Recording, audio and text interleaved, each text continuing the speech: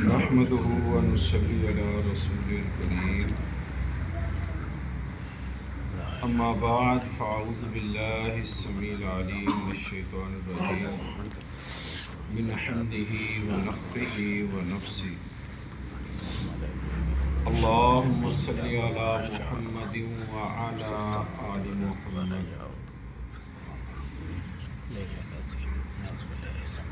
صحیح بخاری کتاب العلم،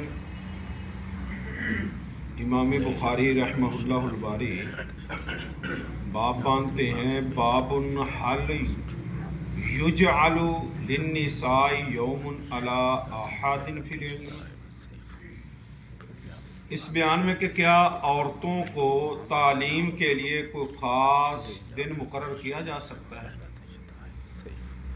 عورتوں کو بھی شوق ہے، وہ کہتی کہ ہمیں بھی تعلیم دی جائے، ہمیں بھی دین سمجھایا جائے،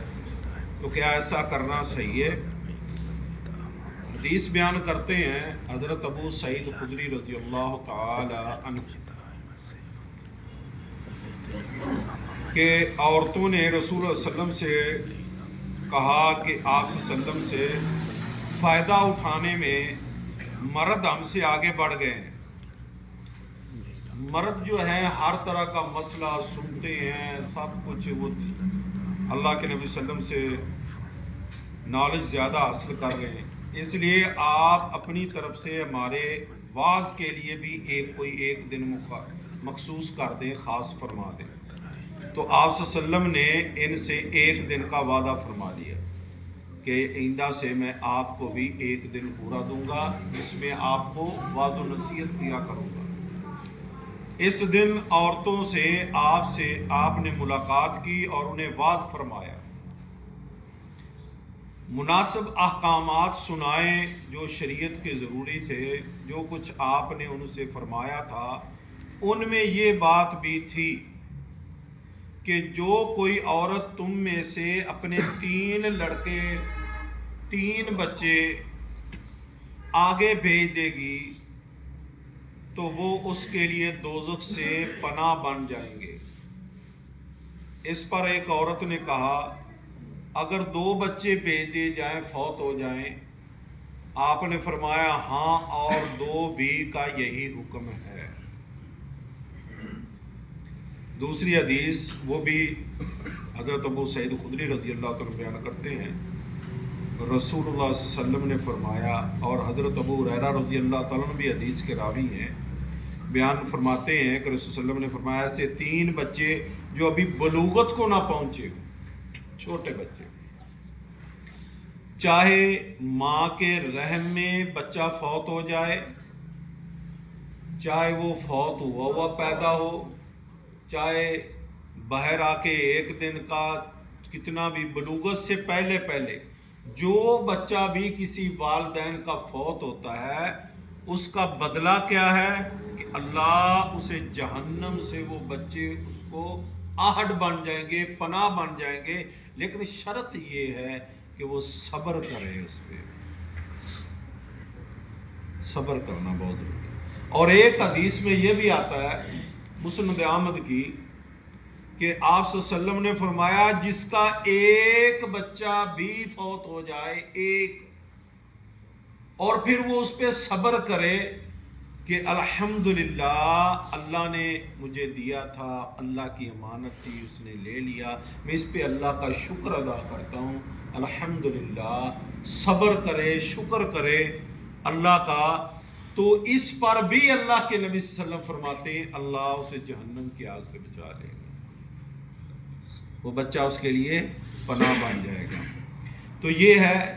اس میں جو ہمارے باب کے ساتھ تعلق ہے، باب العلم میں، کہ کسی عالم کا عورتوں کو واعظ کے لیے دن مخصوص کرنا، ان کو بھی واعظ کیا جائے تو یہ درست ہے کہ ان کو بھی دین کی باتیں بتائی جائیں، وہ بھی دین کی معلومات لیں، تو یہ درست ہے۔ آج کا جو ہمارا وظیفہ ہے وہ ہے کہ انسان جب نیا پھل آئے، ہر سال بعد نیا پھل آتا ہے، اس کو دیکھ دعا پڑھنی چاہیے، اس سے آپ کے ہر لحاظ سے آپ کو برکت ملے گی۔ صحیح مسلم کی حدیث ہے، اللہ کے نبی صلی اللہ علیہ وسلم سے حضرت ابو ہریرہ رضی اللہ تعالیٰ بیان کرتے ہیں، صحابہ کا یہ معمول تھا، اللہ کے نبی صلی اللہ علیہ وسلم جب پہلا پھل دیکھتے، صحابہ دیکھتے، آپ کی خدمت میں حاضر کرتے، تو آپ صلی اللہ علیہ وآلہ وسلم دعا فرماتے، پھر اپنے پاس موجود بچوں کو، سب سے چھوٹے بچے جو ہوتے ان میں بھی وہ نیا پھل دیتے۔ سب سے پہلے کن کو دیتے؟ ہمارے ایک بزرگ تھے مدرسے میں جہاں میں پڑھاتا تھا، وہاں پہ یہ سیالکوٹ ناصر روڈ پہ ایک بزرگ تھے، ہمیں پتہ انسان کو پریکٹیکل میں آئے تو پھر پتہ چلتا، وہ بزرگ جب نیا پھل آتا نا، وہ یقین جانو ساتھ ہی منڈی تھی پرانی، وہاں جاتا، وہاں نیا پھل لاتا، لا کے سب سے پہلے مدرسے کے طالب علموں کو دیتا، گھر نہ لے کے جاتا، کہتا پہلے ان کا حق ہے۔ ہمیں ابھی سمجھ لگی کہ واقعی یہ سنت کے مطابق وہ بندہ عمل کرتا تھا کہ اللہ کے نبی صلی اللہ علیہ وسلم بھی سب سے پہلے نیا پھل آتا، صحابہ کا نیا پھل لے کے آتے تو آپ صلی اللہ علیہ وسلم سب سے پہلے بچوں کو دیتے کہ بچوں تم کھاؤ، پھر بڑے کھاؤ۔ تو آپ صلی اللہ علیہ وسلم دعا کرتے، اللہم بارک لنا فی ثمرنا، اے اللہ اس پھل میں ہمارے لیے برکت ڈال، اللہ یہ پھل ہم کھائیں اس میں برکت ہو، اس پھل میں بھی برکت ڈال، اور جو ہم کھائیں تو یہ بھی برکت والا ہو۔ وبارک لنا فی مدینتنا، اللہ ہمارے شہر میں برکت ڈال، ہمارے اس شہر میں برکت ڈال، جس سے پھل آیا ہے اس پھل میں بھی برکت ڈال، اور جس شہر سے آیا ہے، جس شہر میں موجود ہے اس میں بھی اللہ تو برکت ڈال۔ یہ اللہ کے نبی صلی اللہ علیہ وآلہ وسلم دعا کرتے تھے۔ اور آگے آپ صلی اللہ علیہ وآلہ وسلم وبارک لنا فی ساعنا وبارک لنا فی مدنا، یہ پیمانے ہیں، سا اور مد